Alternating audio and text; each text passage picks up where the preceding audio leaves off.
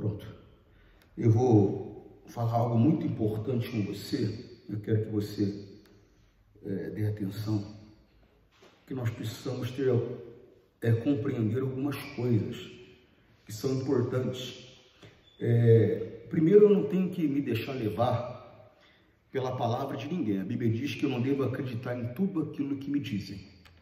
Existiu um povo, os bereanos. Esse povo, a Bíblia diz que eles foram mais excelentes do que os outros povos. Mas por quê? A Bíblia explica. Por quê? Porque quando eles não ouviam qualquer pessoa pregar, não. Eles ouviam, era o apóstolo Paulo pregar. E quando eles ouviam, a Bíblia diz que eles faziam o quê? Eles davam toda a atenção. Você tem que aprender a dar toda a atenção. Não pode deixar a tua mente fugir. Não pode se distrair na hora da reunião. Não pode conversar com ninguém. Não pode aceitar que ninguém converse contigo. Você tem que estar atento. Você tem que estar atento às instruções que estão sendo passadas para você. Você compreendeu? Sim ou não? Segundo, eles examinavam as Escrituras. Então, quer dizer, o apóstolo Paulo pregava, eles ficavam de orelha em pé. Aí o que acontece? Conforme o apóstolo Paulo falava, eles examinavam as Escrituras para ver se ele estava falando segundo as Escrituras. E nós temos que fazer isso. Mas tem gente que não faz. Ele pega a palavra de uma outra pessoa, ele pega o que alguém está falando e acolhe aquilo ali sem examinar as Escrituras. Irmão, eu tenho que dar atenção à palavra de Deus. A Bíblia diz que claramente sobre isso. Nós que somos pregadores, temos que ter um entendimento. A Bíblia diz que se eu aumentar um tio, ou se eu remover um tio, eu vou ter problemas. Então não dá para me adaptar à palavra de Deus conforme a situação que a pessoa está vivendo. Eu estava esses dias em São Paulo, eu estava conversando com alguns amigos, e chegou uma situação de uma pessoa que foi repudiada, né? Como assim repudiada, né? O marido abandonou, né? A mulher abandonou, uma pessoa repudiada. Aí a pergunta era essa: e aí? O que eu falo para o cidadão? O que eu falo para a cidadã? Ele pode casar de novo? Ela pode casar de novo? Como que é? Aí me deram a palavra. Eu falei, depende. Mas peraí, pastor, como depende? Aí até ficaram zombando de mim depois, né? Ficaram lá zombando. Eu falei, tecnicamente, eu fui abandonado pela minha mulher. Se ela não cometeu adultério, eu não posso me casar de novo. Ah, como não pode? A mulher está tanto tempo sem um homem, o homem está tanto tempo sem uma mulher. Eu falei, a Bíblia diz que não. A Bíblia diz dessa maneira: se eu, a mulher repudiada, fui abandonada, fui deixada de lado, por isso que fala a palavra repudiada. Se eu, a mulher abandonada, me casar com um outro homem, eu cometo adultério, e aquele que casou comigo comete adultério. Não é o que a Bíblia diz? É o que a Bíblia diz. A Bíblia diz que se eu quero largar o meu marido, eu decidi, não dá mais para viver com esse homem. E tem situações que é até perigoso se parar para analisar. Ele é violento, ele vive agredindo, ameaçou de morte várias vezes. E se ficar olhando, como diz hoje, ficar pagando para ver, é capaz que ele possa matar. Nós já cansamos de ver situações como essa. Mas ela decidiu então que vai largar dele. E aí, pastor? Pode casar de novo? Tecnicamente, a Bíblia diz dessa maneira: se eu resolvi largar o meu marido, eu tenho que ficar o quê? Sozinha. Ah, mas eu não consigo viver sem um homem, pastor. A Bíblia diz o quê? Que eu devo voltar para ele. Eu estou falando tecnicamente, ó. Lá em Mateus capítulo 19, 9, ó. Eu vos digo, porém, que qualquer que repudiar sua mulher, não sendo por causa de prostituição, e casar com outra, comete adultério. E o que casar com a repudiada, também comete adultério. O que casar com a repudiada. Eu fico ouvindo, às vezes, alguns pregadores dizendo que quem é solteiro não tem como cometer adultério. Oh, irmão, olha aí. Olha o que está escrito aí. O que casar com a repudiada. Quem se une à adúltera, se torna adúltero. Mas eu sou solteiro, nunca casei com ninguém, sou livre, desimpedido, mas ela não era. Eu me tornei adúltero como ela se tornou adúltera, eu me uni a ela. Então nós temos que prestar atenção no que a Bíblia diz. Não dá para mim viver ou distorcer a palavra ao bel prazer ou à bel necessidade de alguém. Aí a pessoa que toma a decisão dela. Você está compreendendo? Mas a orientação dela tem que ser correta. A orientação ela tem que ser segundo a palavra. A orientação tem que ser técnica. Aí alguém vem e fala assim para mim, mas é para você é fácil, né? Você está com a tua carne regada, né? Você tem a tua esposa, vive em comunhão com ela, né? Agora quem está sozinho é o que sabe o que está passando. Ô irmão, as pessoas elas fazem escolhas na vida. Elas fazem escolhas na vida. E elas têm que ter compreensão e entendimento que elas vão arcar com as escolhas que elas fizerem. Você sabe que a Bíblia mostra isso. Eu estava me lembrando aqui do povo que saiu, foi levado para a Babilônia, e um profeta falou, em pouco tempo vocês vão voltar. Aí Deus mandou um profeta de verdade e falou, fala para eles o seguinte, construir casa, ou seja, vida que segue, porque eles vão ficar por lá por 70 anos. Mas presta atenção, isso não significa que eu poderia fazer algo contra a palavra. A palavra condenava um homem casar com uma mulher que não era de Deus, de um outro povo, condenava e condena até hoje. Eu não posso casar com uma moça que não é de Jesus. Eu não posso casar com um rapaz que não é de Jesus. Condenava e condena até hoje. E eles casaram. Irmão, alguns tinham filhos, outros tinham netos. Voltaram para Jerusalém. Voltaram para Israel. Aí acontece o quê? Vamos lá, vamos reconstruir o templo. Ou seja, vamos reconstruir a nossa vida com Deus. O que tiveram que fazer? Tiveram que abandonar a mulher, tiveram que abandonar filho, tiveram que abandonar neto. Fazer o quê? Pastor, mas que dor, que dificuldade, mas foi escolha deles. Teve pessoas que viveram ali e não constituíram uma família, não se casaram com uma mulher estrangeira. Não tiveram que passar por essa dor, não tiveram que passar por essa dificuldade. Então as pessoas elas fazem escolhas e elas têm que entender que vão ter que arcar com essas escolhas. Então eu tenho que ter sabedoria para escolher. Eu tenho que andar na direção que a palavra me dá. Você sabe que ontem a minha mulher, ela mandou ir buscar comida, né? Porque lá em casa quem manda é ela, não tem papo não. Tem amigo meu que tira uma onda comigo, mas é ela que manda. O importante é o bem-estar dela. O casamento é isso, é um fazendo o outro feliz. Eu não me casei para ser feliz, eu casei para fazer ela feliz. E se ela se casou para ser feliz, ela começou errado. Ela tem que ter casado para me fazer feliz. E é assim que funciona. E eu fui buscar o almoço. Na esquina da minha casa tem um local lá que vende comida pronta e uma marmita lá, chamada Média, custa R$17 e dá para 2 pessoas almoçar tranquilamente. Dá, pastor? Dá. E é uma comida muito boa, diga-se de passagem. De um amigo meu, né, me tornei amigo do dono do local, Douglas, corintiano, coitado. Mas todo mundo tem um defeito, né? Ninguém é perfeito, né, pessoal? Sempre tem aquele que tem falha. Tem aquele que é corintiano, tem aquele que é São Paulino, tem aquele que é inteligente, é palmeirense. É assim que funciona. A vida é assim. E eu estava ali esperando a minha marmita ficar pronta. Aí eu vi uma senhorinha, branquinha, velhinha, cabelo bem branco, bonitinha, com aquela carinha bonitinha, sabe, dócil. Aí eu fiquei olhando para aquela velhinha, falei, meu Deus, como é que uma velhinha dessa vai para o inferno, pai? Não pode ir para o inferno. Esse era o meu pensamento. Eu estava olhando para ela, eu estava pensando, isso não pode ir para o inferno. Aí Deus falou comigo, a vontade de Deus é que todo homem seja salvo. Essa é a vontade de Deus. Mas tem pessoas que elas escolhem uma vida fora da direção, fora da vontade de Deus. Ou seja, por mais que Deus não queira, as pessoas elas têm que entender que elas terão que arcar com as consequências das escolhas delas. Então o que eu tenho que fazer, pastor? Eu tenho que escolher segundo a palavra. Eu tenho que ter a minha vida dirigida pela palavra, viver segundo a palavra. Aí eu vou ter a garantia da salvação. Por quê, pastor? Porque é por meio de Cristo que eu sou salvo. E tendo o Espírito Santo em mim, ele é a garantia que tudo aquilo que foi prometido para mim vai se cumprir.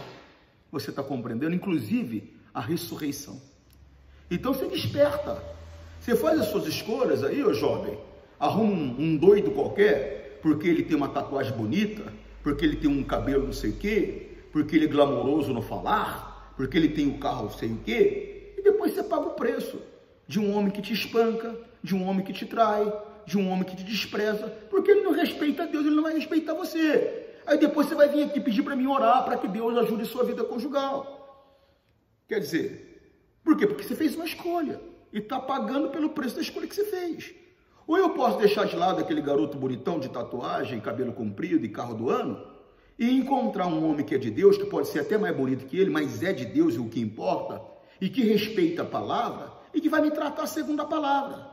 Mas a minha escolha pelo garotão é porque, na verdade, em mim não há mudança. O meu comportamento reflete a transformação que há dentro de mim. O meu comportamento reflete o que eu sou. A Bíblia diz que pelo fruto se conhece a árvore. É dessa maneira que as coisas funcionam. Na verdade, você está escolhendo um rapaz que não é convertido porque você não é convertida. Você está escolhendo um rapaz que não é transformado porque você não é transformada. É simples assim. É simples assim. Agora, quer dizer, por que algumas pessoas acham que eu sou bravo? Por quê? Porque eu falo a verdade para elas, e nem sempre elas querem ouvir a verdade. Elas querem alguém que fale a palavra de acordo com aquilo que elas acham melhor para a vida delas. Só que eu tenho consciência que eu não posso remover e não posso acrescentar um tio da palavra de Deus. Você compreendeu, sim ou não? Sim ou não? A coisa é séria, pastor, é muito séria. Então, voltando a falar o que eu estava falando, você não tem que ficar na palavra de ninguém, você tem que ser como os bereanos, você tem que ir lá verificar para ver se é aquilo mesmo, se é conforme está sendo dito mesmo. Existe uma coisa chamada texto, contexto, eu tenho que analisar, eu tenho que ver, porque a pessoa ela pega um versículo isolado e desse versículo ela faz uma doutrina, e tem gente que não vai lá examinar e embarca nessa doutrina. Eu não vou ficar discutindo com uma pessoa, não vou ficar discutindo com ninguém. Eu só não vou aceitar aquilo que eu sei que não é de acordo com o que está escrito. E uma coisa que eu tenho visto, que tem sido ensinada de uma maneira que não está escrito, é Jeremias 17. É fácil, vamos lá? Em Jeremias. Jeremias fica onde, pastor? Fica depois de Isaías. Ou eu estou equivocado? Fica depois de Isaías, está entre Isaías e Lamentações. 17, qual é o versículo, pastor? O versículo é o seguinte. Eu vou ler na Almeida, corrigida e revista.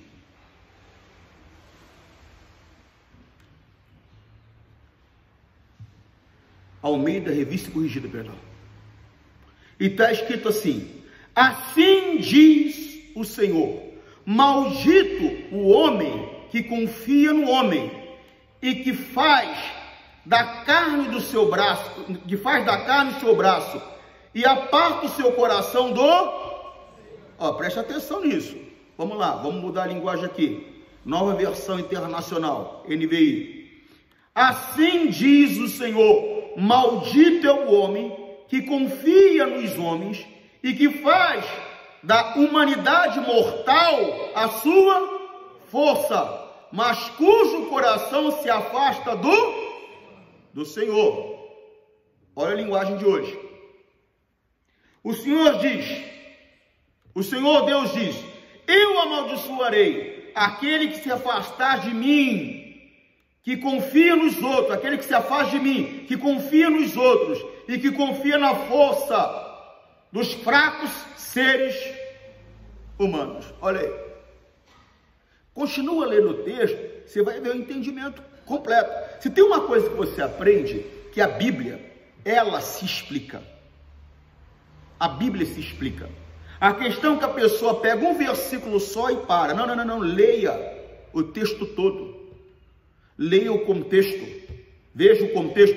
Veja o que Deus está querendo dizer sobre o que é que Ele está falando. Obviamente eu não vou desprezar a revelação, mas uma revelação de um texto equivocado, interpretado de maneira equivocada, é uma revelação equivocada.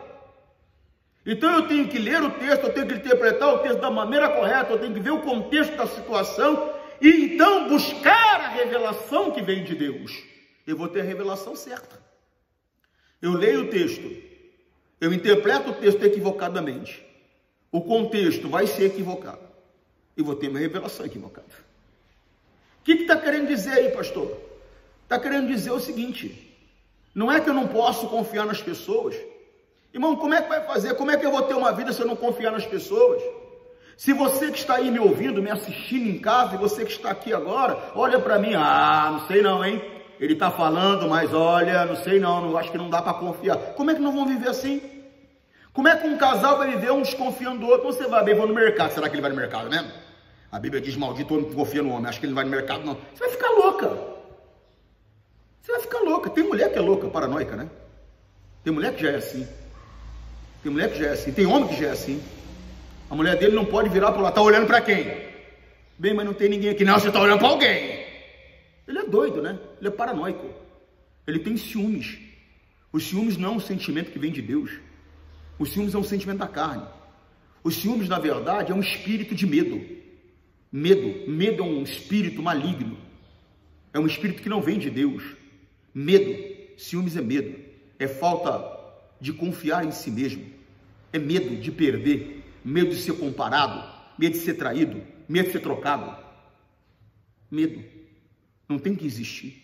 Está compreendendo, sim ou não? Então o que acontece? Como é que alguém vai viver dessa maneira? Para mim, não confiar em você é só se você teve um comportamento que me leva a não ter confiança em você.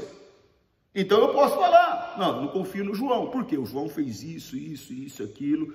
Eu vi o João fazendo aquilo outro. Quer dizer, então o fruto... Porque o comportamento é o fruto do João me levou a não ter confiança nele. Aí é outra história. Agora eu nem conheço você, você nem me conhece, eu já vou olhar para você de desconfiança? Ou eu te conheço, nunca dei motivo para você, você nunca deu motivo para mim? Mas a Bíblia diz, maldito quando confia no homem. Não é isso que a Bíblia está dizendo. O que a Bíblia está falando, preste atenção, é sobre uma troca. É sobre uma troca, pastor? Trocar a minha confiança em Deus para confiar no homem. Trocar a minha confiança na palavra para confiar no meu entendimento. É disso que a Bíblia está falando. Que eu vou acabar trazendo maldição na minha vida. Eu vou acabar trazendo problemas para mim. Porque eu deixei de confiar em Deus para me ajudar, para confiar no homem para me ajudar. Eu deixei de confiar em Deus para me ajudar, para confiar na força do meu braço, da minha capacidade, do meu entendimento para me ajudar. E eu vou trazer maldição para mim, por essa razão. É isso que está querendo dizer. Preste atenção na linguagem de hoje. O Senhor Deus diz, eu amaldiçoarei aquele que se afastar de mim, que confia nos outros. Essa é a troca. Preste atenção para você entender melhor. Primeiro livro dos Reis, capítulo 1, do versículo 1 ao versículo 16, na linguagem de hoje. Primeiro livro dos Reis, para você entender melhor. Primeiro livro dos Reis, capítulo 1. Eu acho que me deram errado aqui. Me deram errado aqui, ó. Porque o primeiro livro dos Reis está falando sobre Davi. E na verdade, é por isso que eu confiei, tá vendo? E aí, pastor, como é que faz? Como é que faz? Que a gente vai ter que achar. Que fala sobre a morte de Acabe. Será que é primeiro da crônica? Livro de crônica? Deixa eu dar uma olhada.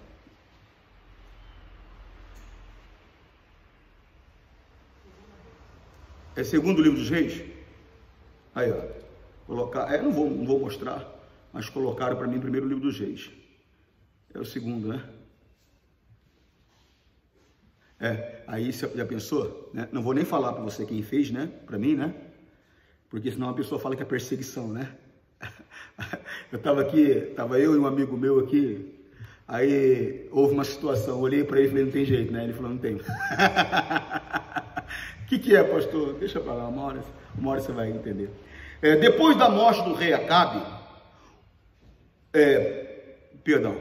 segundo livro dos Reis, capítulo 1, versículo 1 ao 16. Depois da morte do rei Acabe, de Israel, o país de Moabe se revoltou contra Israel. E o rei Acarias, que ficou no lugar de Acabe, caiu do terraço do alto do seu palácio em Samaria e ficou muito ferido. Então mandou que alguns mensageiros fossem consultar Baal-zebub. Olha só, o que ele fez? Ele mandou consultar uma imagem. Ele mandou consultar um Deus, entre aspas, porque não há Deus, além do que criou os céus e a terra. Mas esse Baal-zebub, ele era considerado um Deus. Mas ele não era um Deus, mas ele era considerado. E ele manda consultar esse Deus. Presta atenção, que coisa séria. Vou ler novamente 2. E o rei Acasias, que ficou no lugar de Acabe, caiu do terraço, do alto do seu palácio em Samaria, e ficou muito ferido. Então mandou alguns dos seus mensageiros que fossem consultar Baal-zebub, o Deus da cidade filisteia, de Ecrom, e foi a fim de saber se ia sarar. Mas um anjo do Senhor mandou que Elias, o profeta de Tisbé, fosse encontrar-se com os mensageiros do rei Acasias e lhe perguntasse assim: olha só, por que vocês estão indo consultar Baal-zebub, o Deus de Ecrom? Por acaso pensam que não há Deus em Israel? Olha aí, o que estava acontecendo aqui? Uma troca. Ele estava deixando de confiar em Deus para confiar numa imagem. Tem pessoas que ela deixa de confiar em Deus para confiar na sua capacidade, no seu intelecto, no seu raciocínio, na sua maneira de discernir as coisas. Tem pessoas que deixam de confiar em Deus para confiar num amigo, num colega, num trabalho. É disso que Deus está falando, é dessa troca. Quando ele fala maldito o homem que confia no homem, faz o seu braço a sua força, é disso que ele está falando, é dessa troca. Você está compreendendo? Por exemplo, igual aconteceu aqui comigo agora, eu mandei fazer de um jeito e eu confiei que fizeram desse jeito, fizeram de outro. Aí foi falha minha. Por quê, pastor? Falha do senhor. Porque eu conheço a pessoa, eu sei que ela vive dando bola fora. Então eu deveria ter analisado antes para ver se ela não deu bola fora novamente. Compreendeu? Sim ou não?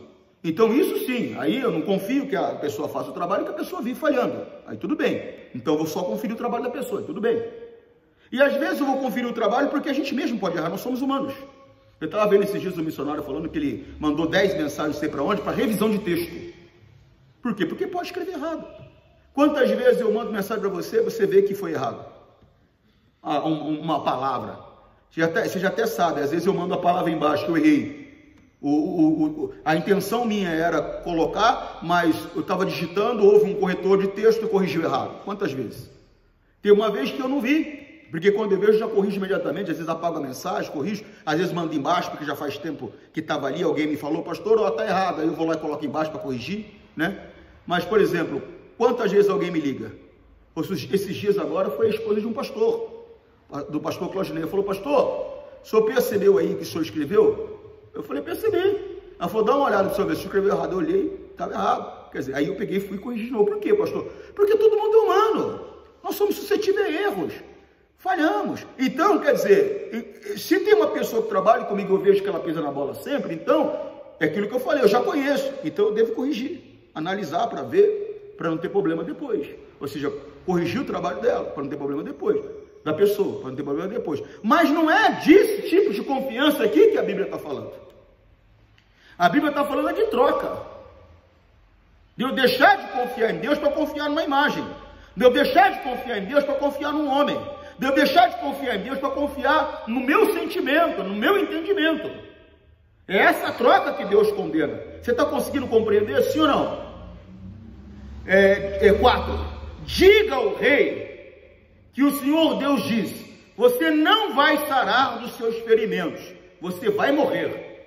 Elias fez o que Deus havia mandado, e o mensageiro voltaram para o lugar de onde o rei estava. E ele perguntou, por que vocês voltaram? E eles responderam, um homem encontrou-se com a gente, e disse que voltássemos, disséssemos que o Senhor manda perguntar o seguinte, Por que é que você está mandando mensageiros para consultar Baal Zebub, o Deus de Ecrom? Será que você pensa que não há Deus em Israel? Você não vai sarar dos seus ferimentos, você vai morrer. Irmão, aí ele faz a pergunta, como era o homem e tal, e aí descobre-se que era Elias e tal. Mas eu quero que você entenda que essa é a razão, que o sofrimento, a dor, a destruição chega a uma pessoa, porque ela faz essa troca. Agora eu volto a dizer, eu convivo com a pessoa. Desculpe o popular, ela vive dando bola fora, então ela tem me dado motivo para que eu não confie nela. Então quer dizer, eu vou lá analisar se o trabalho está bem feito, se está correto, se não está correto, para mim não ter problema depois. Você compreende, sim ou não? Eu trabalhava, quando eu era garoto, numa empresa, uma distribuidora de remédio. O nome eu me lembro até hoje, Quimifar Quimicom, distribuidora de drogas. Era na rua Vergueiro, ali bem perto, bem um quarteirão do metrô Vergueiro, né? Bem de frente, ou nas costas, vamos dizer assim, do Hospital Beneficência Portuguesa. E na esquina, aí do lado desse local que eu trabalhava, tinha um negócio do exército ali, e do lado tinha um hospital na esquina. Aí descia-se, se eu não me engano, a rua José Getúlio, se eu não me engano, e um pouquinho para frente o Hospital do Câncer, na José Getúlio. Eu me lembro bem ali do bairro, porque eu morei ali há alguns anos. Então, o que acontece? Que bairro que é esse, pastor? Vergueiro mesmo. Vergueiro mesmo, ele fica perto da Vila Mariana, fica perto do Paraíso ali, Vergueiro, Paraíso, aí eu acho que é Ana Rosa, aí depois vem Vila Mariana. Então, o que acontece? Eu trabalhava justamente de conferente, ou seja, eu conferia o trabalho dos outros. Porque era uma distribuidora de remédio. Às vezes você pega um remédio, ele tem o mesmo nome, mas uma é de 500 miligramas, outra de 250 miligramas, outra de 750 miligramas. Então eu ia lá conferir na nota, se quem separou, porque tinham separadores, se quem separou, tinha separado o remédio certo. Você compreendeu, sim ou não? Então, nesse sentido, você tem que ser sim, prudente sim. Analisar se o que o pastor está falando está de acordo com as escrituras, fazer como os bereanos, ir lá ver se está de acordo com as escrituras, se tem a ver com o texto, se tem a ver com o contexto daquilo ali, vai lá, você deve fazer isso. Isso não é desconfiança, isso é necessário que se faça. Agora, quando Deus fala maldito o homem que confia no homem, ele está falando dessa troca, de deixar de confiar nele para confiar em si mesmo, de deixar de confiar nele para confiar numa outra pessoa, de deixar de confiar nele para confiar numa imagem. E esse rei, ele acabou morrendo mesmo. Se ele tivesse consultado a Deus, tivesse pedido socorro a Deus, pode ter certeza que Deus teria feito uma obra na vida dele. Mas ele deixou de consultar a Deus, ele deixou de recorrer a Deus e procurou Baal Zebub e acabou tendo uma maldição, ou seja, a morte o alcançou. Então não seja tolo, não. Seja prudente, seja sábio. Não fique na direção de ninguém. Fique na direção do Espírito Santo. Não acredite em tudo aquilo que te dizem. Vai lá analisar, vai lá ver se é realmente aquilo que a Escritura está falando. Você compreendeu? Não é questão nem de desconfiança. É questão de sobriedade. É questão de sabedoria. Amém? Deu para compreender, sim ou não? Que Deus possa falar mais ao seu coração. E você que está em casa, se prepare. Dia 30 vai ser especial. Às 18h30, eu tenho uma reunião especial aqui na nossa sede, na rua Governador Pedro de Toledo, 1880, e eu creio que Deus vai fazer algo maravilhoso. Nós estamos clamando para que as lágrimas cessem. Então, eu não sei pelo que você está chorando, mas eu garanto para você que se você acreditar no Deus vivo a quem nós recorremos, o Deus a quem nós vamos buscar, o Deus a quem nós vamos clamar, Ele há de enxugar as tuas lágrimas. Essa vai ser a última vez que você vai chorar por essa situação. A Bíblia diz que tudo é possível àquele que crê. E eu creio que Deus é poderoso para fazer mais do que pedimos ou pensamos. Forte abraço. Deus te abençoe. Tchau.